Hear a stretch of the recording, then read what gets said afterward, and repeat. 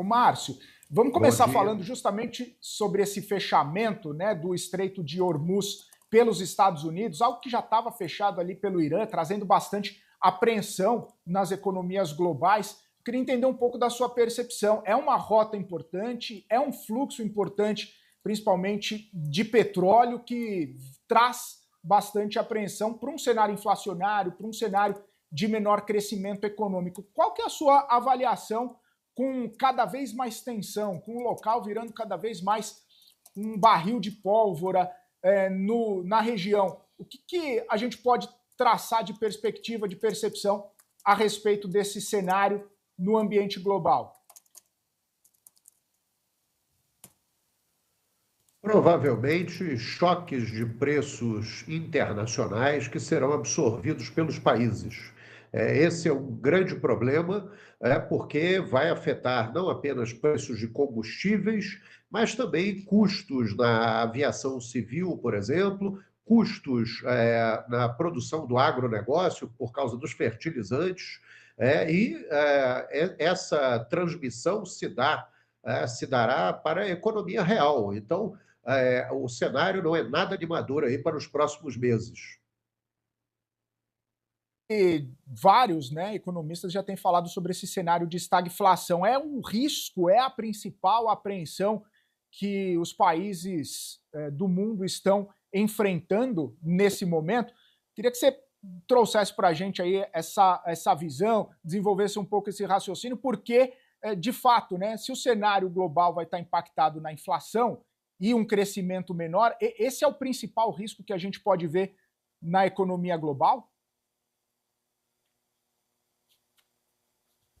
Sim, o FMI já mudou suas projeções para os próximos meses, mesmo que haja um acordo agora com o Irã, e esse acordo não saiu.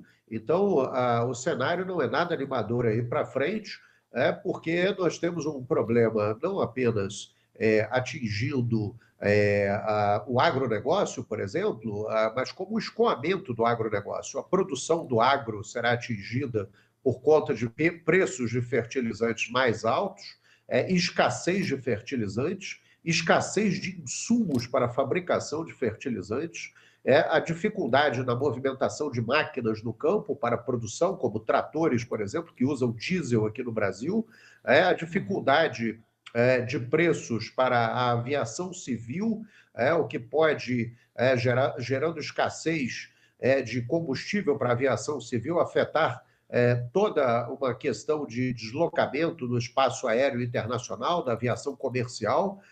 Então, a economia vai absorvendo esses custos adicionais. Por exemplo, se nós tivermos custos maiores aqui no Brasil para soja, para milho, por conta de fertilizantes mais caros, por conta de diesel mais caro, isso se transmite ao longo da cadeia, por exemplo, para proteínas animais. A carne de porco deve ficar mais cara, a carne de frango deve ficar mais cara. Então, há um risco muito elevado no sentido de que haja uma transmissão para outros setores, gerando não apenas inflação, mas uma redução do crescimento econômico e um risco bastante elevado à segurança alimentar global.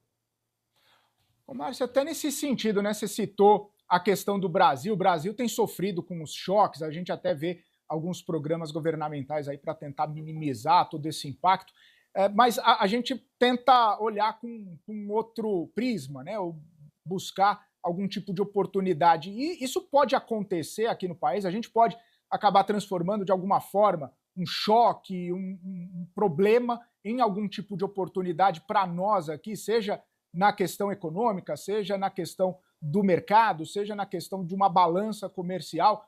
Existe essa possibilidade ou o problema é o problema e que está trazendo aí essa apreensão para o Brasil também?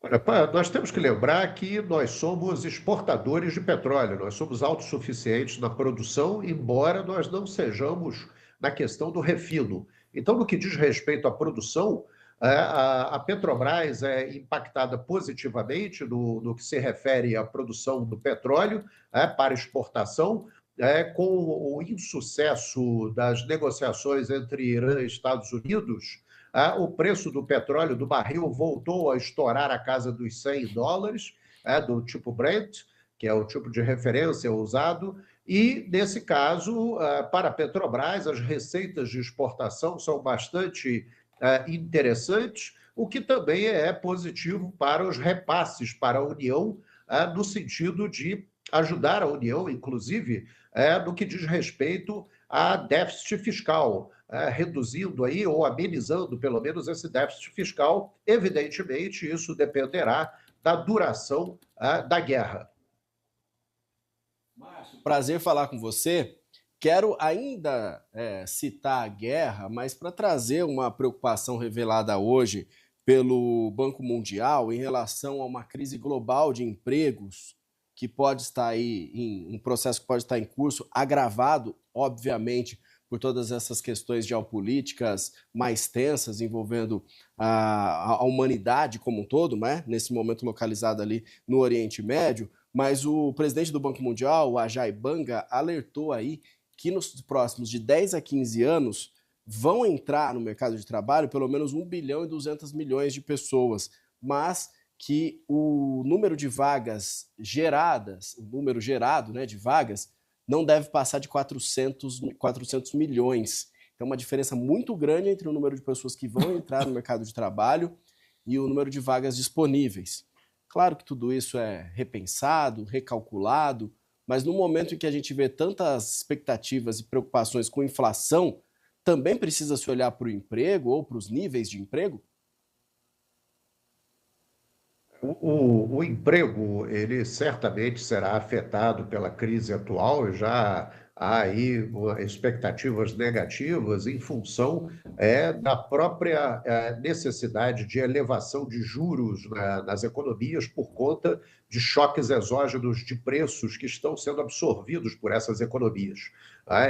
O aumento de inflação muitas vezes controlado pelo aumento das taxas de juros, né, de referência nas economias, leva a uma desaceleração das economias, e essa desaceleração se reflete também na redução do consumo, claro, na redução do investimento também, e isso, tanto consumo quanto investimento se reduzindo, geram choques negativos sobre o crescimento da própria economia. Então, nós temos aí cenários de estagflação, com estagnação econômica e inflação simultaneamente, o que afeta, evidentemente, a oferta de empregos.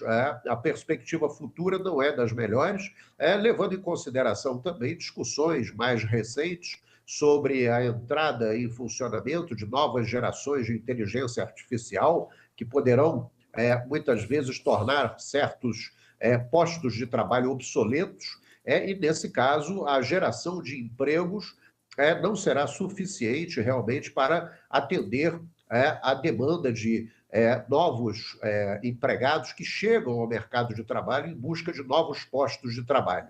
Mas essa é uma previsão, nós temos que aguardar, porque há outras variáveis implícitas no processo, então é preciso esperar um pouco para que se procure entender melhor os efeitos dessa guerra, a duração dessa intervenção no Oriente Médio e, ao mesmo tempo, os reais impactos da entrada de novas gerações de inteligência artificial, os impactos delas sobre o mercado de trabalho.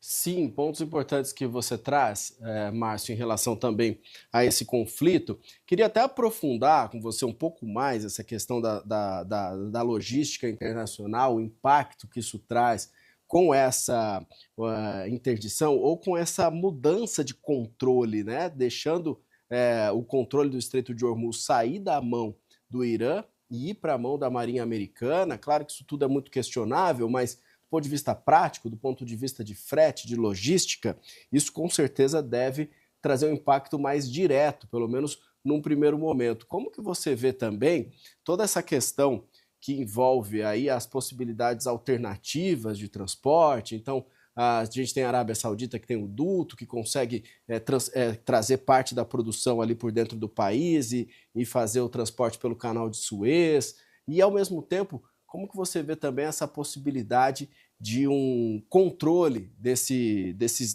espaço geográfico pela Marinha Americana?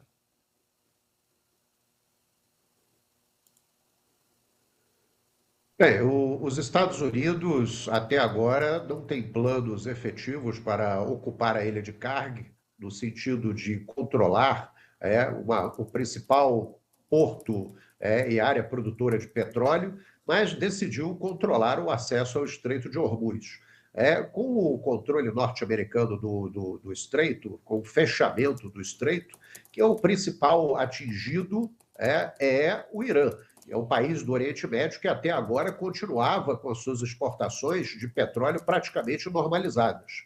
E quem será atingido diretamente é a China, grande e talvez o maior importador mundial de petróleo, né, será atingido diretamente, dada a sua necessidade do óleo que vem daquela região. Para o mundo como um todo, nós temos que esperar aí uma pressão de preços bastante significativa sobre o gás, sobre o preço dos combustíveis, por conta do encarecimento do transporte marítimo internacional ou até a inviabilidade de fornecimento a partir daquela área. Isso trará dificuldades para países que são importadores de produtos refinados.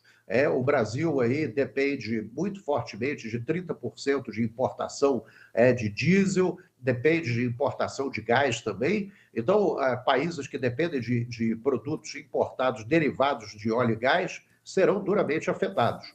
Não é apenas a questão do encarecimento do frete, mas é a questão do encarecimento do frete que se reflete sobre os preços dos combustíveis no mercado global. A Europa também é uma região que provavelmente enfrentará dificuldades futuramente, quando o inverno chegar, no que diz respeito ao fornecimento de gás, e isso impactará certamente o seu relacionamento com a Rússia, no sentido de antigos fornecimentos de gás talvez sejam necessários serem reativados, e talvez a Rússia aí possa obter aí um alívio das pressões que vem sofrendo em relação aos embargos que lhes são impostos, enquanto que o Irã deverá sofrer um sufocamento da sua economia por conta do fechamento ou do Estreito de Hormuz, no que diz respeito ao escoamento do seu petróleo que vinha sendo vendido até então.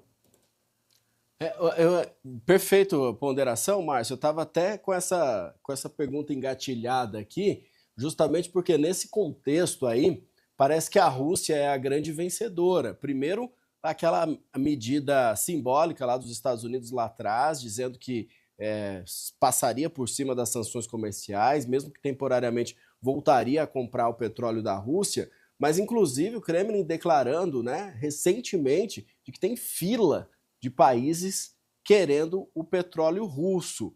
E até num gesto bastante interessante, no fim de semana, a Rússia falando, vamos suspender aí os ataques à Ucrânia durante esse período, até para respeitar um feriado religioso que tem lá na Ucrânia. Então a Rússia ainda tentando dar lição para o principal rival aí, para os Estados Unidos, em relação a esse tema.